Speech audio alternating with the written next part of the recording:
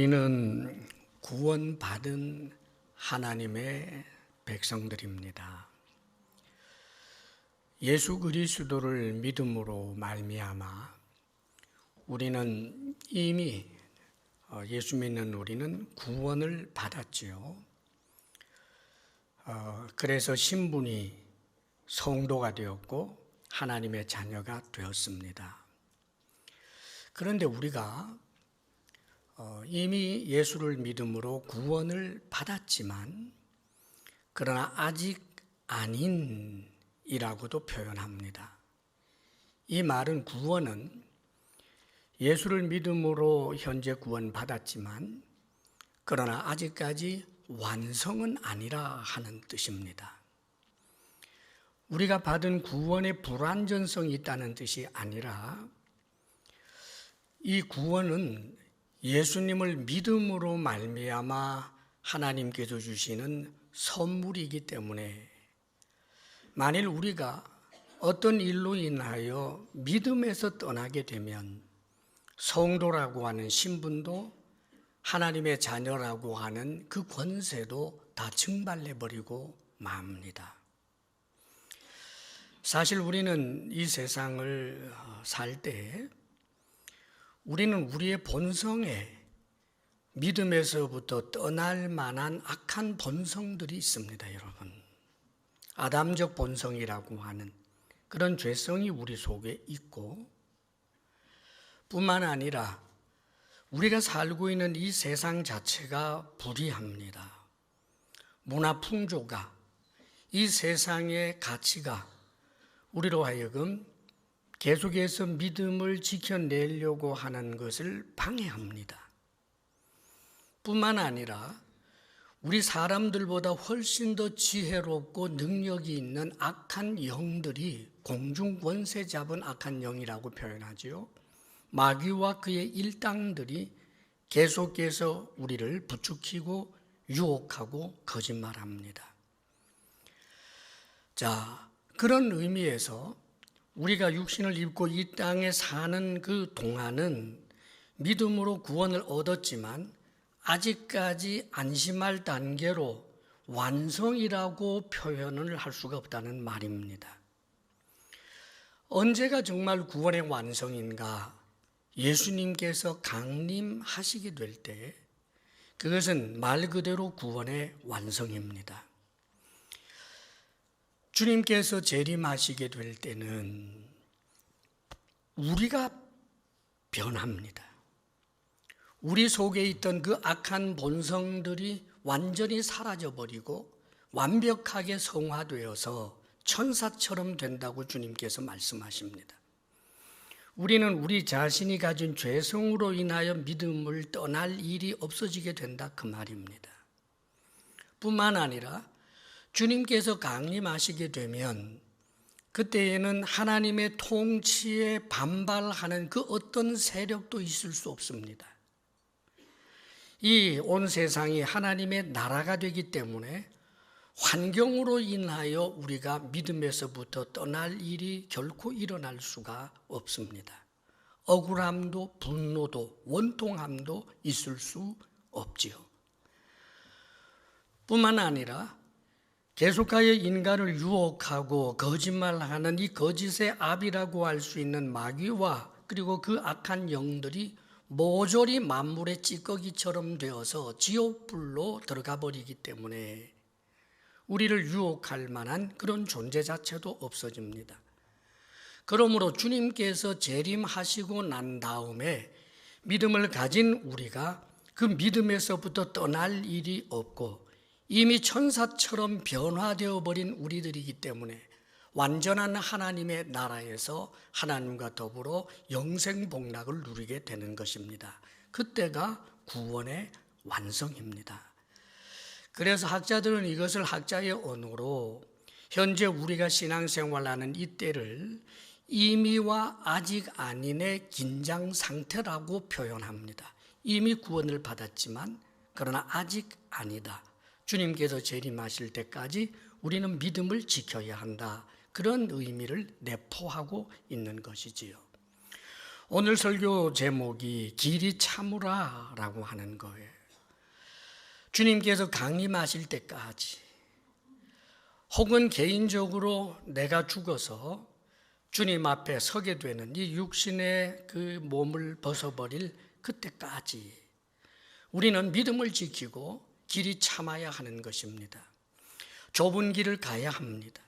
믿음의 길을 가야 합니다. 손해를 보아도 억울한 일을 당해도 고난이 있어도 유혹이 있어도 어떤 경우에도 우리는 인내하며 우리의 믿음을 지켜야 하는 것입니다. 그래서 오늘 우리가 정말 주님께서 이 땅에 다시 오실 것을 소망하는 그런 소망 공동체, 주의 재림을 기대하는 공동체에 속해 있는 성도답게 믿음을 계속하여 지켜내고 길이 참을 수 있는 그런 하나님의 사람들 다 되시기를 바랍니다. 오늘 7절 말씀을 먼저 한번 읽어보죠. 7절 다 같이 시작. 그러므로 형제들아 주께서 강림하시기까지 길이 참으라. 보라 농부가 땅에서 나는 귀한 열매를 바라고 길이 참아 이른 비와 늦은 비를 기다리나니. 그러므로 그럽니다. 앞에 쭉 기록이 되어 있는 것이 우리를 타락에 이르게 하는 여러 가지 죄의 문제들 또 혹은 고난들 등등을 쭉 나열해 주었는데, 그러므로 이런 상태에 우리가 살고 있지만 주의 강림하시기까지, 주님께서 다시 오시는 그날까지 길이 참으라 라고 우리에게 권면해 줍니다. 주님께서 강림하시기까지, 주의 재림입니다. 성도는 누구입니까? 예수님을 믿는 사람인데 예수 그리스도께서 지금 살아계시는 주님이실 뿐만 아니라 다시 심판주로 오실 분임을 믿는 사람들이 그리스찬입니다. 예수님을 그의 도덕적 가르침이 너무나 내 마음에 들어서 그분의 가르침의 일부분을 내가 취하여 내 삶의 좌우명으로 삼는 사람이 있다 할지라도 그가 성도는 아닙니다. 스스로가 주의 제자라고 이야기한다 할지라도 그는 주의 제자가 아닙니다. 왜냐하면 그 도덕 선생이고 윤리적으로 그렇게 완벽한 교훈을 주신 그분을 거짓말쟁이로 몰아붙이는 것이기 때문입니다. 주님은 당신 입으로 당신께서 다시 오신다고 약속을 하신 분입니다. 그 이야기도 여러 번 하셨습니다, 여러분. 주님께서는 이 땅에 처음에 오신 것을 우리는 보통 초림이라고 합니다. 주님께서 이 땅에 오셨고 그리고 이제 당신의 사역을 마치신 다음에 부활승천하셨습니다. 그런데 부활승천하신 주님께서 다시 오시겠다라고 하시는 그 약속의 말씀을 우리는 복음서에서 여러 번 접할 수 있습니다. 그 중에 하나 마가복음 13장 26절에 보면 그때에 인자란 하나님의 이 사람의 아들, 하나님이지만 사람이 되신 다 자기 자신을 가리키는 말씀입니다. 인자가 구름을 타고 큰 권능과 영광으로 오는 것을 사람들이 보리라 그럽니다. 주님께서 다시 오시겠다라고 하시는데, 사실 주님의 초림에는 베들레헴의 주님께서 이 아기로 태어났을 때 특별한 몇몇 사람들을 제외하고는 주님께서 이 땅에 오신 것을 아는 사람들이 없었어요. 거의 모르죠. 중국에서 알았겠습니까? 그 당시 우리나라 한반도에서 알았겠습니까, 여러분? 그러나 주님께서 다시 재림하시게 될 그때에는 어느 누구도 부인할 수 없는 방식으로 오신다는 거예요.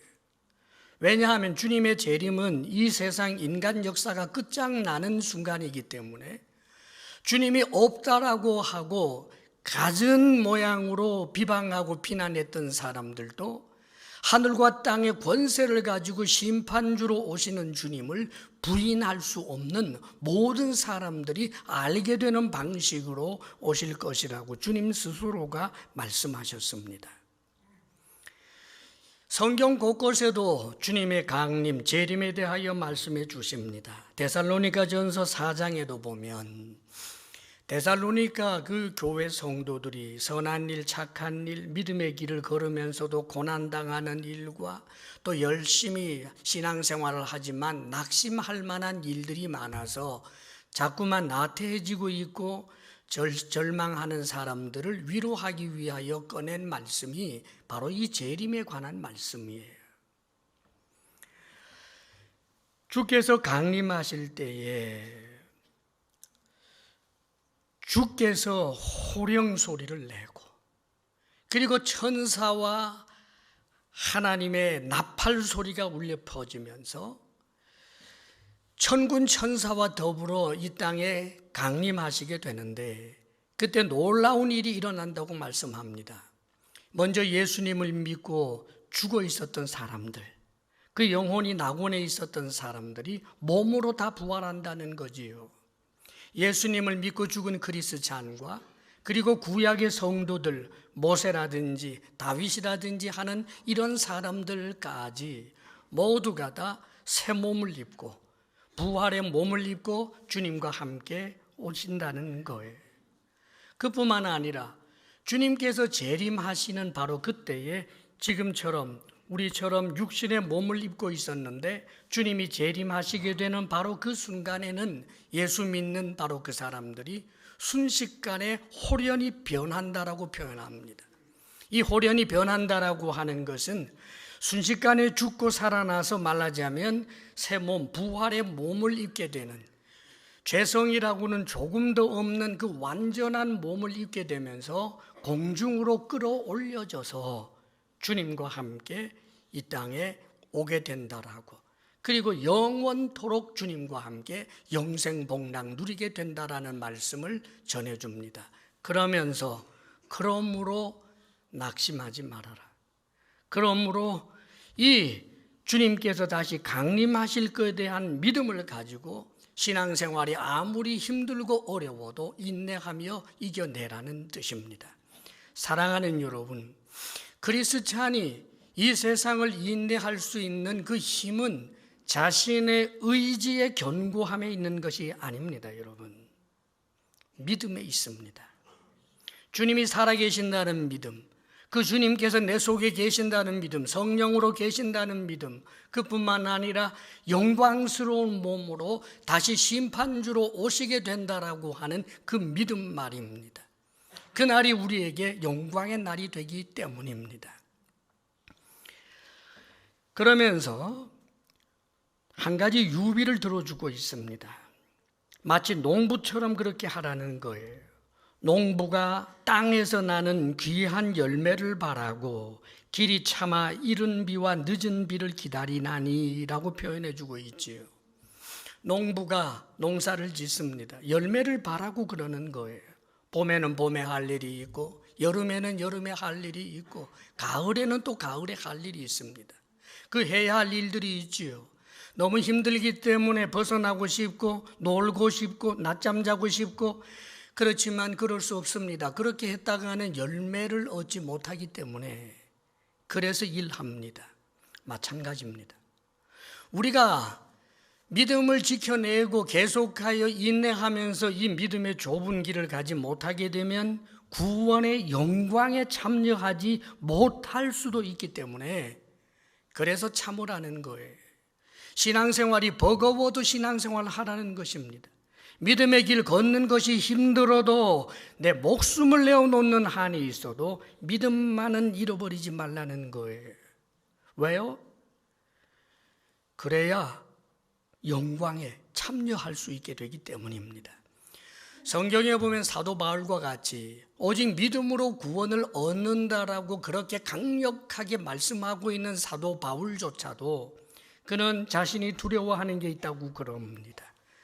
타인에게 복음을 전하여 다른 사람들을 구원시켰으면서도 자기 자신은 버림을 받을까 두려워하노라.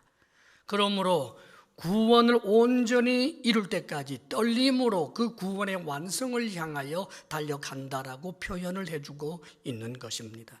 그러므로 사랑하는 여러분, 우리는 믿음을 가지고 그 어떤 삶의 어려운 환경 가운데서도 믿음을 잃지 아니하는 그런 인내의 사람이 될 수 있어야 하는 것입니다.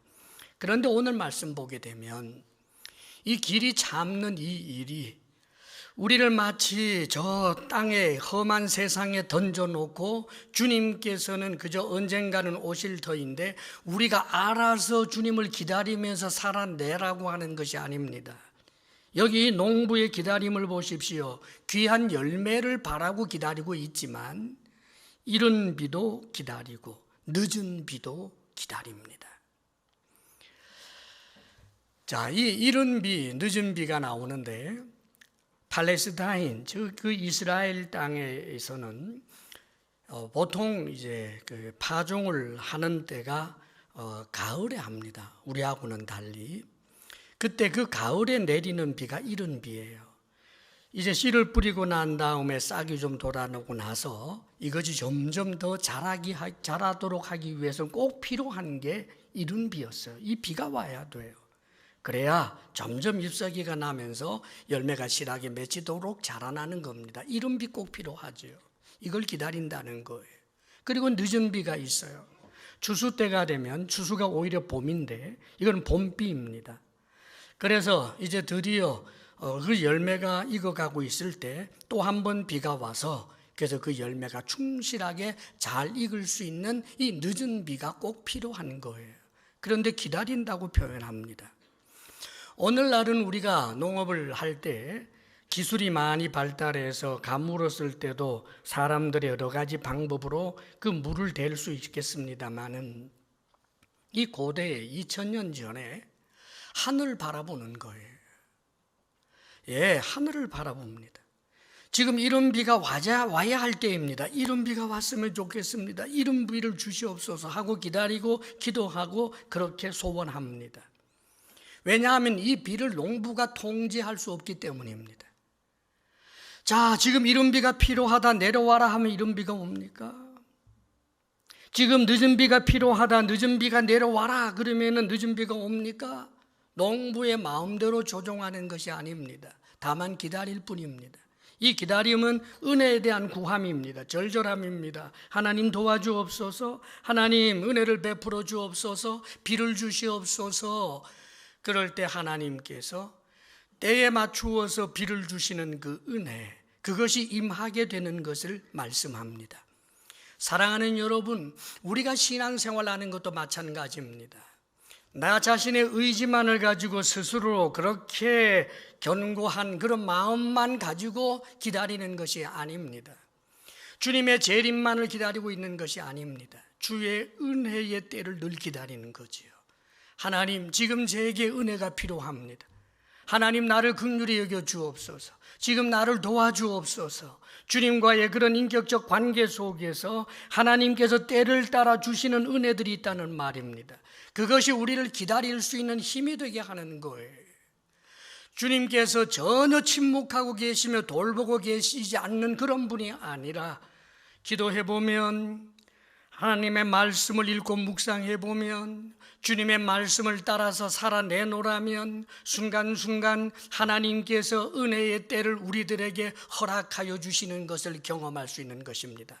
그렇기 때문에 이 기다림은 절대로 외로운 길이 아닙니다, 여러분. 이 기다림은 오히려 우리의 삶의 모든 여정 가운데 엄청나게 많은 간증거리가 풍성해지는 것을 경험할 수 있는 그런 기다림인 것입니다. 사랑하는 여러분, 우리가 주님 앞에 기다릴 줄 아는 그런 기다림을 통하여 주님의 은혜가 때마다 일마다 임하는 것을 경험하면서 언젠가 내가 죽어서 주님 앞에 서게 되든 혹은 주님께서 온 우주적으로 임하게 되든 그때에 주님 앞에 서게 되었을 때 우리 구원의 완성을 온전히 볼 수 있는 복 있는 사람들이 다 되시기를 축복합니다. 아멘. 서로 한번 인사해요. 우리가 복 있는 사람입니다. 한마디 더 하세요. 복을 지켜냅시다. 네, 여러분 지켜야 돼요. 믿음 말입니다. 그래서 오늘 8절에도 그러잖아요. 너희도 길이 참고 마음을 굳건하게 하라. 주의 강림이 가까우니라.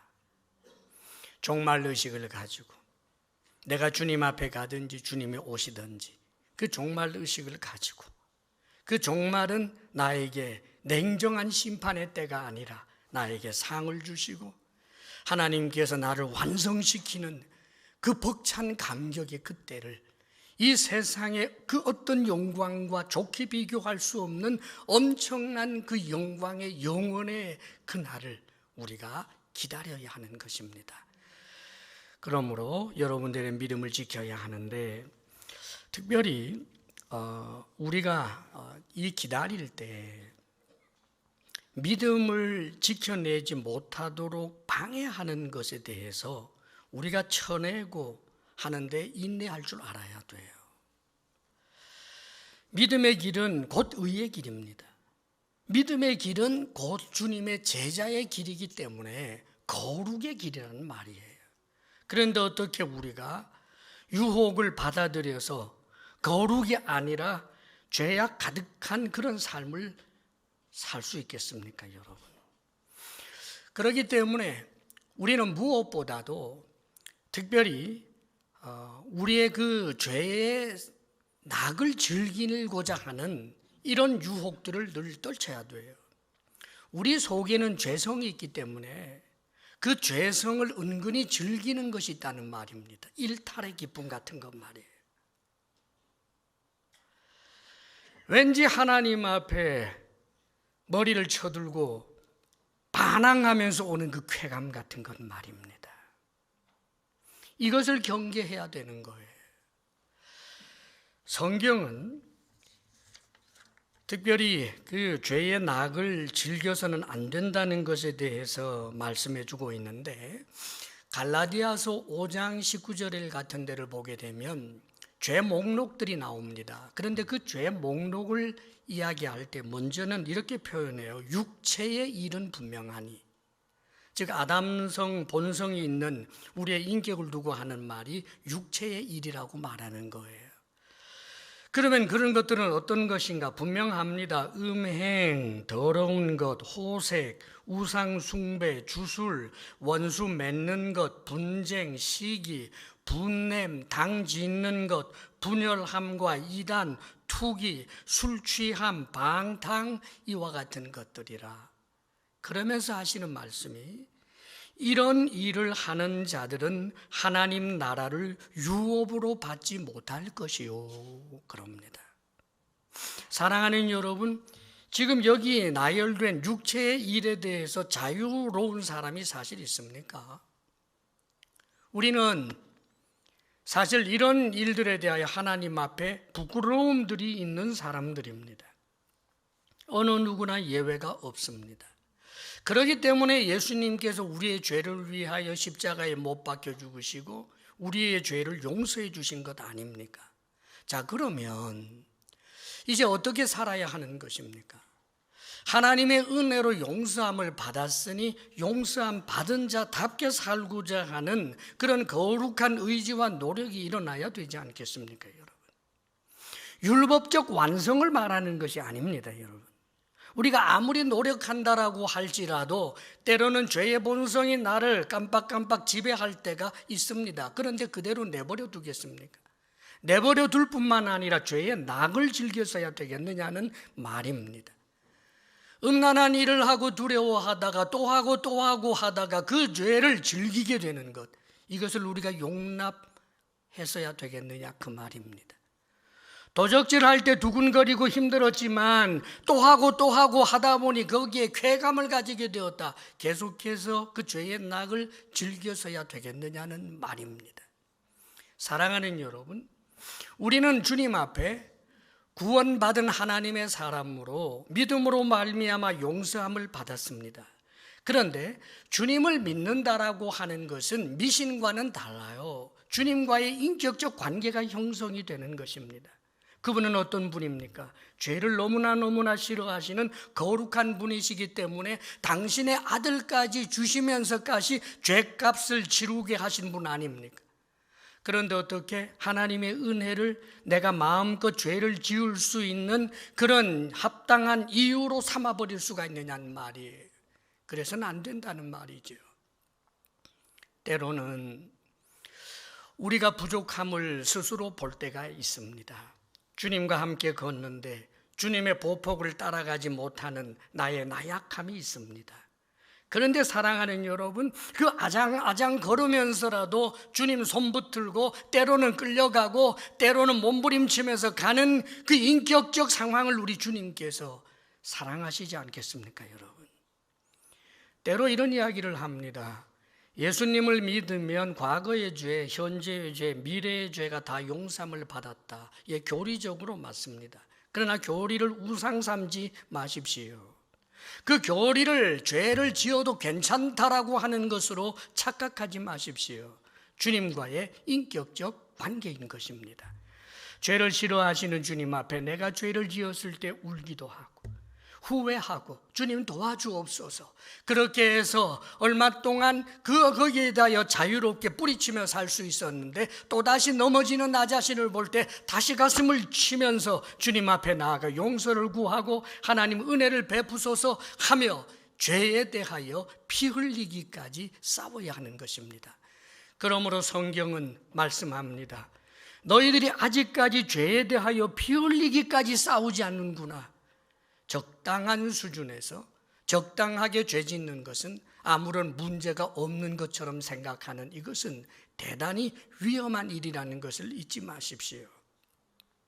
보통 우리가 죄의 낙을 즐기다가 보면 그래도 하나님이 긍휼이 많으시기 때문에 인생 막대기로 채찍으로 우리를 때려서 징계하는 일도 있고 마지막 죽음을 앞두고 이런 모든 것을 깨닫게 되어서 정말 하나님 앞에 회개하면서 용서를 받고 구원을 얻는 일들도 많이 있습니다.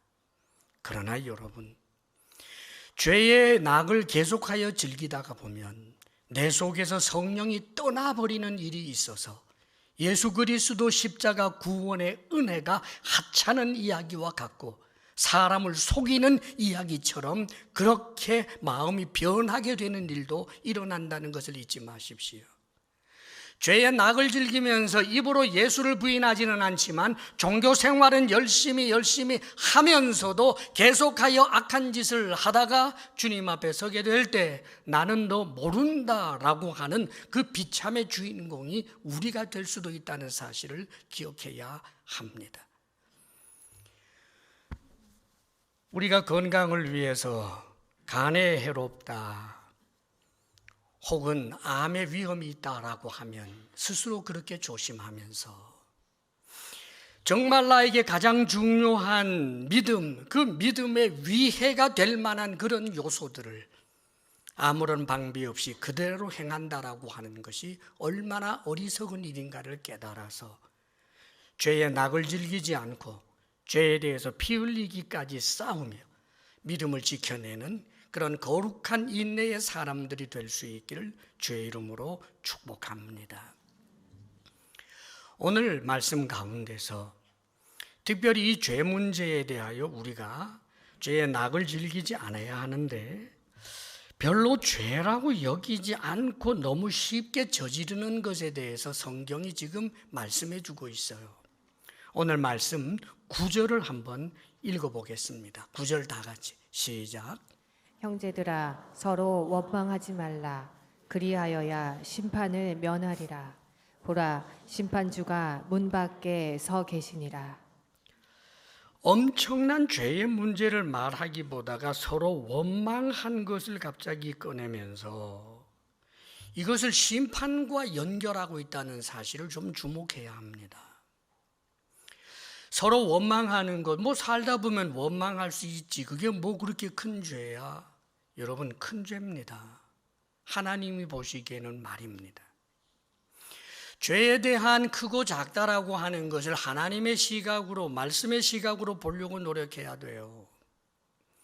사실 이 원망, 즉 비방, 비판 이런 것에 대한 것은 우리 주님께서도 여러 번 말씀하셨고 지금 야고보서에서도 4장 11절에 보게 되면 그 말씀을 해 주었습니다. 서로 비방하지 말라라고 하면서 그 비방하고 원망하는 것이 왜 무서운 죄냐 하면 여기 심판주라고 하는 말이 설명을 해 줍니다.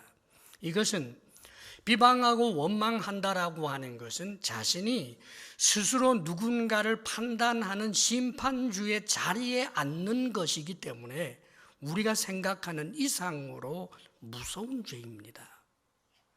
사랑하는 여러분, 사실 원망하고 비방하는 것은 어떻게 보면 습관이에요. 멈춰야 합니다, 여러분. 남을 비난하고 비판하고 하는 것이 참 재미있다고 느낀다면 여러분 멈춰야 합니다. 우리 주님께서 우리에게 긍휼을 베푸시지 않는다면 설 수 있겠습니까? 우리 주님께서 우리의 잘못에 대하여 우리가 누군가를 겨냥하여 그를 망신주고 그를 추락시키기 위하여 그렇게 비판하는 그런 태도로 주님이 우리를 대한다면 과연 자신이 있습니까?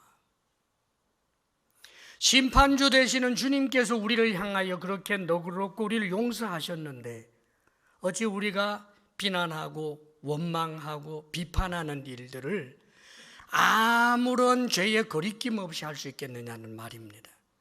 이게 굉장히 위험하다는 말이에요. 구약 성경에도 그 비방하고 원망하는 일들로 인하여 그 광야 교회 성도들이 그 광야에서 모두 엎드려 버린 것, 엎어져 버린 것, 죽어버린 것 우리는 성경을 통해서도 배웁니다. 사랑하는 여러분, 원망하는 말들 이것은 우리 주님께서 생각하는 것 이상으로 싫어하는 일이라는 것을 기억하십시오. 남의 잘못이나 악한 것을 보게 되면 그냥 눈 감아버리라는 말 아니에요. 1차적으로 내가 반면교사 삼아야 되겠지요. 그를 위하여 기도하고 그를 직고해야 합니다.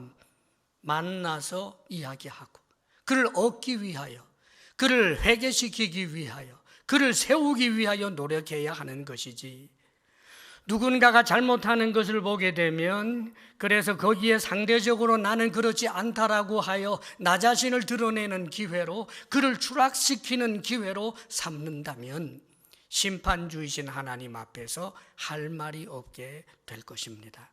사랑하는 여러분, 다른 것에서는 용서를 구하고 그 음란의 자리에서도, 도둑질하는 자리에서도 다시 그렇게 되지 아니하려는 거룩한 몸부림이 있는 반면에 원망하고 비난하는 일들은 죽을 때까지 하기 쉽습니다. 조심 또 조심해야 합니다. 입술의 이 죄를 주님께서는 참으로 싫어하십니다. 그렇기 때문에 죄를 죄와 같이 여기지 아니하는 그런 부분을 오늘 말씀의 마지막 절에도 역시 거론해 주고 있습니다. 12절을 함께 또 읽어봅니다. 다 같이 읽어요. 시작. 네, 형제들아, 무엇보다도 맹세하지 말지니 하늘로나 땅으로나 아무 다른 것으로도 맹세하지 말고 오직 너희가 그렇다고 생각하는 것은 그렇다 하고 아니라고 생각하는 것은 아니라 하여 정죄받음을 면하라. 예, 여기 맹세 이야기가 나옵니다. 사람들이 너무나 맹세를 잘하죠. 그게 사실이 아니면 내 손에 장을 찢어라. 예, 그 사실 아닌 걸로 드러나도 손에 장 찢는 분을 내가 본 적이 없습니다. 성을 바꾼다느니 뭐 이렇게 맹세들을 합니다. 이 맹세는 다른 사람들에게 내가 믿음직스러운 사람이다라고 하는 것을 보여주기 위한 그런 이제 헛맹세들 말입니다. 이런 맹세에 대해서 지금 이 야고보서에서만 이야기가 아니라 원래 야고보는 우리 예수님의 육신의 동생이에요. 예수님을 마리아가 낳았고 이 야고보도 마리아가 낳았어요. 물론 우리 예수님이야 성령으로 이 땅에 오신 분이시지만 그러나 육신에 있어서는 이 야고보하고 형제입니다. 예수님께서도 이 땅에 너희가 맹세하지 말라라는 말씀을 하십니다. 오늘 말씀처럼 하늘로나 땅으로나 아무 다른 것으로 맹세하지 말라라고 말하죠. 하늘로도 말라, 우리 예수님께서 말씀하셨습니다. 거기는 하나님의 보좌다. 땅으로도 맹세하지 말아라. 그 땅은 하나님의 발등상이다. 네 이름으로도 하지 말아라. 네가 뭐냐? 머리털ok 하나라도 희거나 검게 할 수 없는 그런 자가 자신의 이름으로 무엇을 맹세한다는 말이냐? 다만 진실 앞에서 그렇다 아니다 라고 하라. 오늘 우리 주님께서 하신 이 말씀을 계속해서 해주십니다. 그러면서 그렇게 해야 정죄받음을 면하리라. 사랑하는 여러분, 이 헛된 맹세, 허세를 끼고 하는 그런 맹세, 자기 자신을 신뢰함으로 자기가 미래의 모든 국면을 장악할 수 있는 것처럼 하는 이런 맹세들이 하나님 보시기에는 하나님을 모독하는 일이 되기 때문에 생각보다 위험한 일입니다. 그런데 이 맹세를 율법적 의미로 우리가 잘못 받아들여서 자신이 이제는 충성하겠습니다 결단한다든지, 하나님 예배에 앞으로 열심히 참석하도록 하겠습니다 하는 이런 결단과 같은 것들이 모조리 잘못이라는 뜻이 아니에요. 실제로 구약에서는 이 맹세를 하라라고 하시는 말씀까지 있어요. 그렇기 때문에 신명기에 보게 되면 6장 13절에 내 하나님 여호와를 경외하며 그를 섬기며 그의 이름으로 맹세할 것이니라, 맹세를 하라고 하는 말씀까지 있어요. 이 이야기는 정말 주님 앞에서 성실하게 결단하고 그 결단을 반드시 지키라는 의미에서 하셨던 말씀이에요. 구약의 많은 선지자들, 아브라함도 맹세한 적이 있고, 뿐만 아니라 수많은 선지자들도 맹세를 합니다. 특별히 여러분이 잘 아는 엘리야라고 하는 선지자, 대단한 선지자잖아요. 그런데 이 선지자가 이렇게 맹세를 합니다. 이제 후로는 내가 여호와의 이름으로 맹세하노니 내가 다시 말하지 않고는 하늘로부터 비와 이슬이 내리지 않게 될 것이다. 맹세를 하나님의 이름, 여호와의 이름으로 맹세한 적이 있어요. 엘리야 선지자가. 엘리야 선지자의 제자라고 할 수 있는 엘리사 선지자도 여호와의 이름으로 맹세한 적이 있습니다. 나만 장군을 이제 고치고 난 다음에 문둥병을 고쳤을 때 나만 장군이 예물을 드리려고 하니까 내가 여호와의 이름으로 말하거니와 하나도 받지 않겠다라고 선언한 적이 성경에 나옵니다. 이것은 신약에서도 사도 바울도 하나님의 이름으로 맹세한 적이 있어요. 특별히 고린도후서 1장 23절에 보면 사도 바울이 이렇게 말합니다. 내가 내 목숨을 걸고 하나님을 불러 증언하시게 하노니, 하나님을 증인으로 삼는다는 거예요. 그러면서 내가 다시 고린도에 가지 아니한 것은 너희를 아끼기 때문이다, 이렇게 표현합니다. 자, 그러면 사랑하는 여러분, 이렇게 구약의 선지자들, 사도들도 하나님의 이름으로 맹세한 적이 있기 때문에 이 맹세를 했다라고 하는 것을 그냥 율법적인 의미로 무조건 죄로 몰아가라고 하는 그런 뜻은 아닙니다. 다만 우리는 무분별한 그런 맹세뿐만 아니라 마치 미래를 내가 다 장악할 수 있는 것처럼 내가 내일 이맘때 반드시 어디로 갈 거예요, 하나님의 이름으로 맹세해요. 위험하지요. 내일 내가 살아있을지 죽을지도 모르는데, 내일 내가 끌고 가던 자동차가 사고 날 수도 있는데, 그렇기 때문에 여호와의 이름으로 맹세를 하는 이런 일들은 특별히 미래적인 것에 대해서는 대단히 주의해야 하는 것입니다. 다만 우리의 마음이 진심일 때 그 진심을 가지고 결단은 할 수 있는 거예요. 전날에 우리 주님 앞에 삭개오가 고백하지요. 내 재산의 절반을 가난한 사람들에게 나누어 주겠습니다. 맹세입니다. 그리고 토색한 것이 있다면 4배로 갚겠습니다. 맹세입니다. 그런데 이 맹세는 무엇입니까? 겸손하게도 누구 이름을 끌어들인 것 아닙니다. 자신이 현재 가지고 있는 이 마음을 솔직하게 고백하는 거예요. 주님 앞에 서 있는 삭개오가, 주님, 제가 정말 내 재산을 나누어 주겠습니다. 토색한 것 갚겠습니다. 이것이 진정이었습니다. 그것이 진정이었기 때문에 주님께서 인정해 주시고 기뻐해 주시는 거예요. 사랑하는 여러분, 우리는 결단할 수 있습니다. 그런데 그 결단이 사람이 들으라고, 사람이 나를 대단하게 여기게 하기 위하여, 혹은 내 체면값 때문에 마음에도 없는 결단하지 마십시오. 하나님 앞에 정죄받는 일이 되는 것입니다. 그리고 함부로 하나님의 이름으로 하는 일들 우리가 주의해야 합니다. 미래적인 것에 대해서도 마치 내가 그 모든 미래를 장악하고 있는 것처럼 그렇게 하는 것들을 주의해야 되는 것입니다.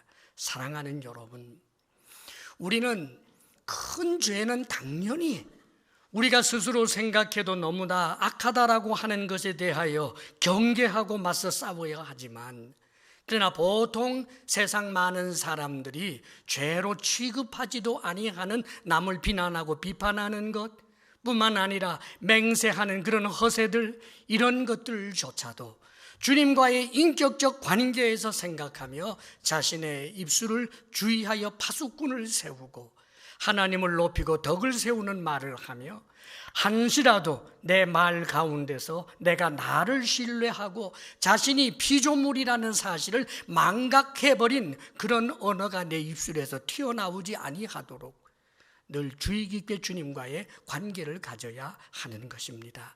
그리하면 우리 하나님께서 우리를 보호하시고 인도하실 뿐만 아니라 그런 우리를 격려하고 계속하여 힘주실 성령님, 그리고 수많은 천군 천사들도 있다는 사실을 기억하시고 이 기다림을 힘있게 해낼 수 있는 하나님의 사람들이 되시기를 바랍니다. 오늘 말씀 10절 11절 말씀 우리 한번 또 같이 한번 읽어봐요. 다 같이 시작. 형제들아, 주의 이름으로 말한 선지자들을 고난과 오래 참음의 본으로 삼으라. 보라, 인내하는 자를 우리가 복되다 하나니 너희가 욥의 인내를 들었고 주께서 주신 결말을 보았거니와 주는 가장 자비하시고 긍휼히 여기시는 이시니라. 지금까지 우리는 죄의 유혹으로부터 자신을 이제 차단하면서 인내하면서 거룩한 그런 믿음의 길을 걸을 것에 말씀을 드렸습니다. 그리고 우리가 인내하면서 계속해야 할 일이 있는데, 그것은 고난이라든지 주님께서 주신 귀한 사명이라든지 선한 일을 하는 데 있어서 멈추지 말고 인내하면서 그 일을 계속해서 해야 하는 것입니다. 그래서 오늘 이 말씀 가운데 10절 11절에서는 본을 삼을 사람들을 선지자 그리고 욥을 들고 있습니다. 선지자들이 고난을 받았습니다. 자신들의 잘못 때문입니까?